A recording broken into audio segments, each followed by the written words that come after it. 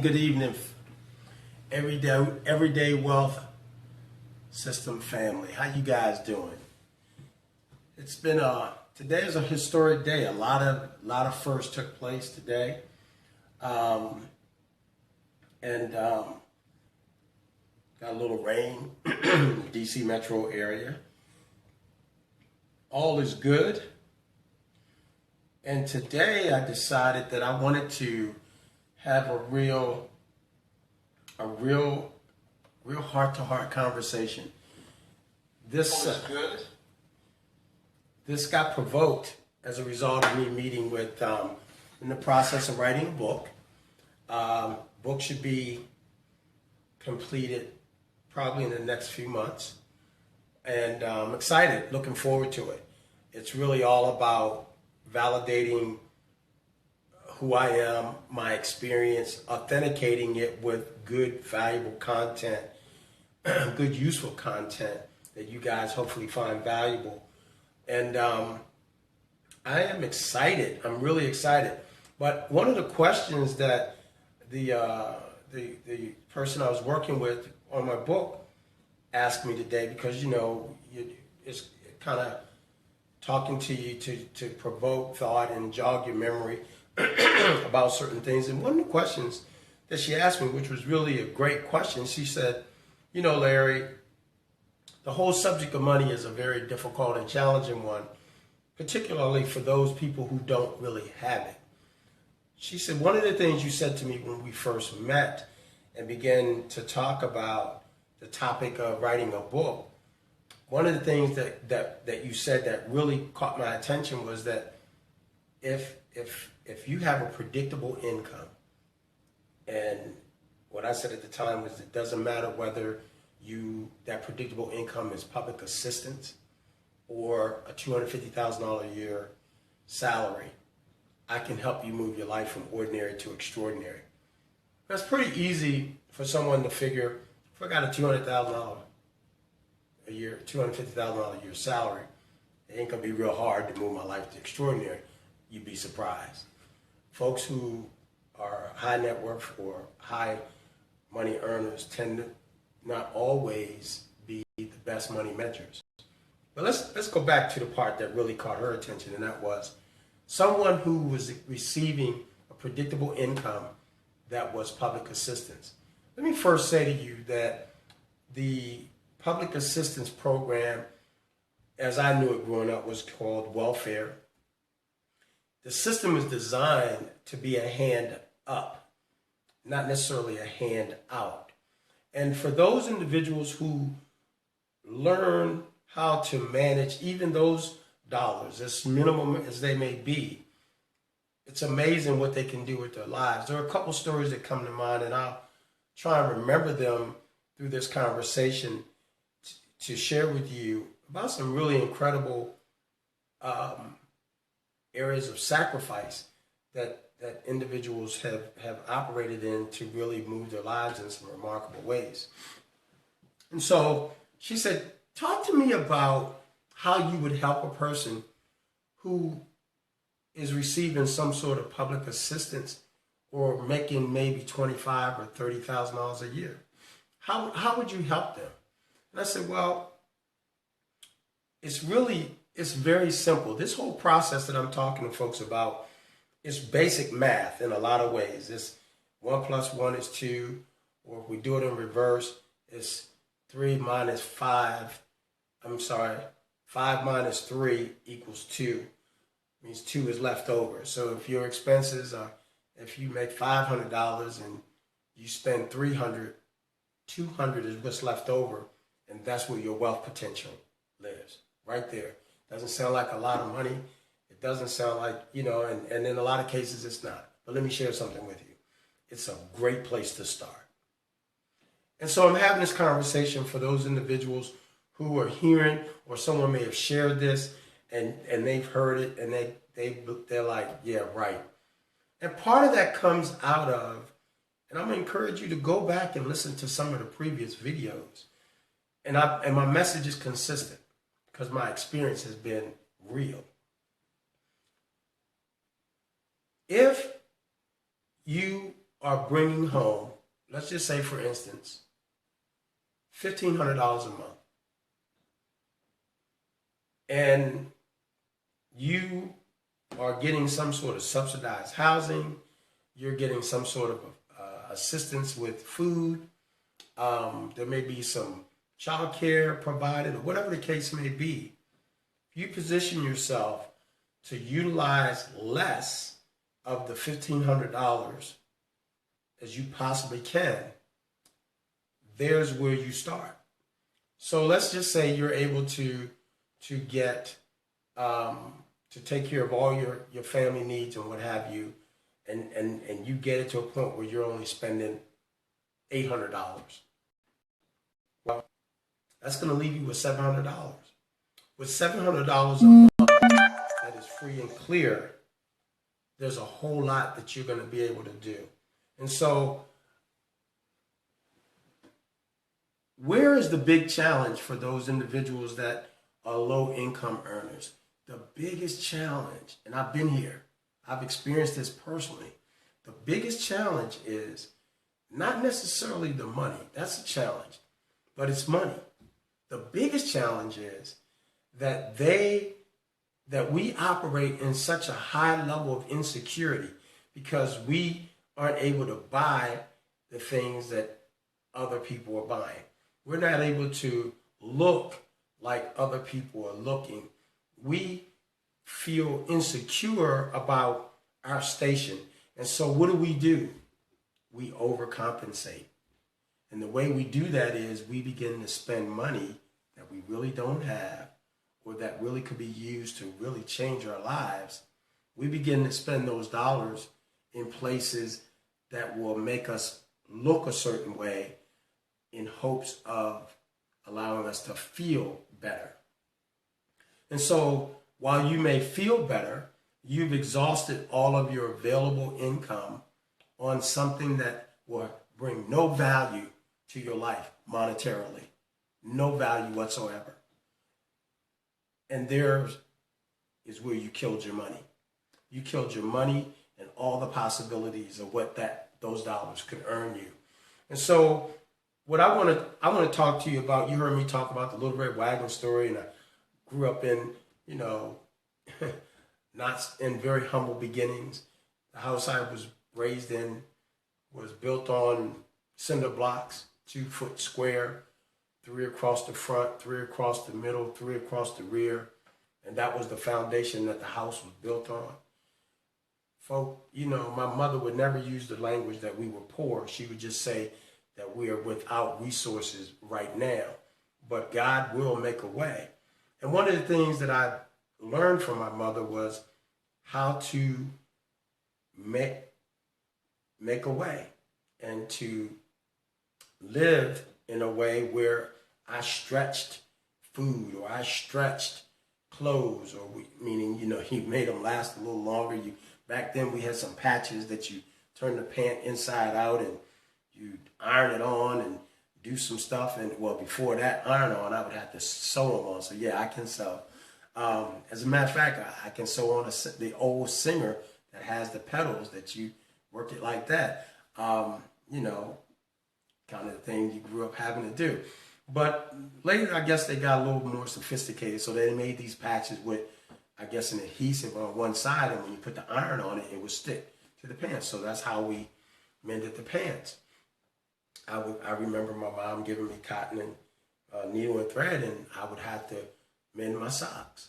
As long as they were clean, right? So you learn how to make do what you have until you can do better. And better doesn't necessarily mean that you go out and you look shiny and flashy. It means that you put your money in places where it allows you to have an increase year after year after year until you get to a place where you desire to be. And so one of the biggest challenges we have when we are low income earners is the feeling of embarrassment, the feeling of insecurity, with a feeling that, we don't measure up, and that people are looking at us differently, and people really, believe it or not, if anybody's paying attention to you to the extent that they're looking down their nose at you because of what you wear, they're not really people you need to be concerned about anyway. They really aren't. So this is about, if we look at this as a game, and the starting point is where you start working, and the finish point or the ending part of the game that's going to determine whether you win or lose, that's really the only thing, and all the in between is going to lend itself. That's all that really matters. That is all that matters. And so what people think, when you move that out of your consciousness and you operate and you do the very best you can, and you put together a plan, and that's what I'm here to help you do. Here to help you put together a plan.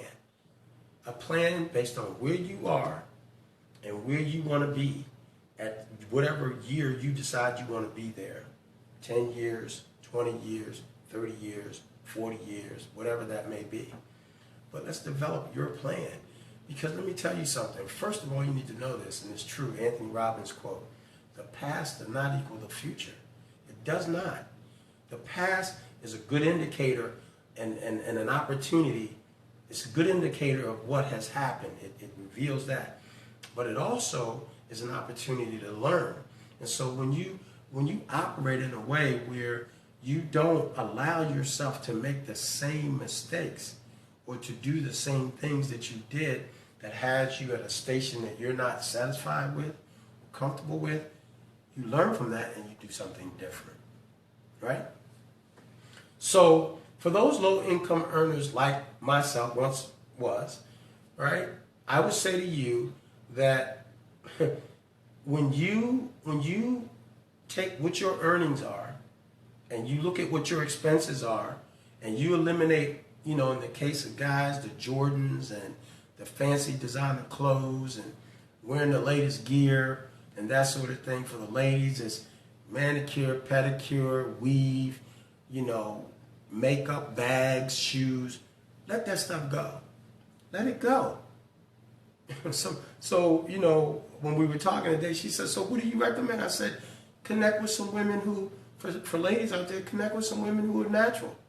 Connect with some women who aren't getting their hair done every 2 weeks or every week at the salon, paying that $50, $60, $70 every 2 weeks, and take that money and put on a bill. Find somebody, learn how to paint your own nails. Get a nail file, like I used to see them older folk do when I was growing up, and do your own nails. And save that 25 or 35, whatever it may be, for a mani-pedi, right? Get you a soaking tub and some foot bath or some softener, or and run some warm water in your tub or a soaking tub, and you can even get them now with little vibrator things in them that massage your feet, and put your feet in your own foot bath. Save that $35 or $40 every 2 weeks. You get your own nail color. Go to the store, buy your own nail color, and put it on yourself. If you have a daughter, that's something that you and your daughter can do with each other as a mommy-daughter night or mommy-daughter day, right? And so what happens is you begin to operate in a way that is not responsible, but it is down. That is not only responsible financially, but it puts you in a position to where you are in control of your most valuable, one of your most valuable tools, your money. And so when you get to a place where you no longer are concerned or obsessed because of your insecurities or feeling of inadequacies or embarrassment about where you are, and you begin to be proactive in doing the kind of things that will take a class, cut back on certain expenses, things you can do yourself. Anything that's costing you money that you should not be spending money on, or you can modify that money, do so. Because when you do so, that is where all the possibilities and the benefits of what you are planning for your future, your end game, that's where it lives. I'm going to share a story with you. It's a story, forgive me, but I'm being transparent. I was 19 years old. I qualified to, I wanted to qualify. I wanted to participate in the 1980 Olympics. It was 1979 was the year. And so I withdrew from my apartment. I withdrew from college. I sublet my apartment in Boston. I had my own apartment. I was in school. I gave my job my resignation and, sold off all my things. Here I go again, right? And I packed a trunk and I got on the Amtrak train from Boston, Massachusetts, and came to New Carrollton, Maryland on an invitation from Sugar Ray Leonard to try to make his boxing team. I had to fight the number 10 guy in the world, in the country, and the number 1 guy in the country, a young guy by the name of Honey Boy Lloyd Taylor in the Washington, D.C. area. And I had to fight the number 10 guy first, right? And then I had to fight the number 1 guy next. I went through that challenge and I was successful. I made the team. The 1980 Olympics, the Summer Games, got boycotted. So my headstrong idea was, if I don't go through the Olympics in the sport of boxing, it's such a tough sport. The part we see is pretty glamorous or whatever, but when you're not at that level, it's a rough sport. And I just did not want to subject myself to some of the rigors of roughness that took place. So I said, hey, if there's no Olympics, I'm not going to even pursue this. I'll go to work. Well, now I'm in the D.C. metropolitan area, and I had to take care of myself. So I had to find a job, and I had to make my way in terms of, food and clothing and shelter. And I'm going to tell you something. Those valuable lessons that my mom taught me about how to make, stretch a dollar and make food last. There was a store. I ended up living right down here, for those of you who know, at 1444 Rhode Island Avenue, Northwest DC. It was a very interesting time back then. And there was a store on P Street. I think it was called Rich Foods, or Metro Market, owned by Rich Foods or whatever. And back then, I could buy a bag of about 25 or 30 chicken wings for like $2. I know y'all probably saying, you crazy. No, I'm telling the truth. I could buy about 50 now. They would have the little pieces of the feather still in them, so I'd get home and have to pluck them. But I'm from the country, so I'm used to plucking feathers out of chickens, so that wasn't a big deal. And I would buy a 10-pound sack of potatoes and a 5-pound sack of onions.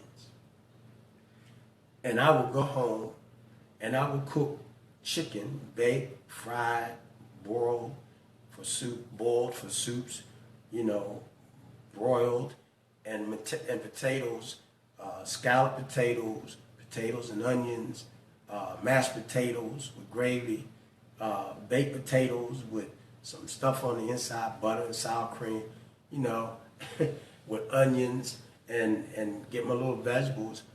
And that's how I made it.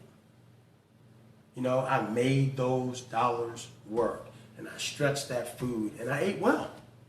It wasn't steak and filet mignon and, center cuts, pork chops and the like, but I was able to eat, and fuel that young, starving body, growing body, right? I say that to say that, and then what I did was I got a part-time job in addition to my full-time job, but I was kind of not so smart back then, and I just thought because I had more money, now I could buy more things. And so I did the thing. I bought the clothes and the jewelry and the car and the lifestyle, hanging out at the club and partying. That's all I knew. And so again, what did I do? I killed my resources. Now, had I been smart and I had someone guiding me who knew better, right, I'd have taken that extra money and put $200, $150 or $300 aside every month.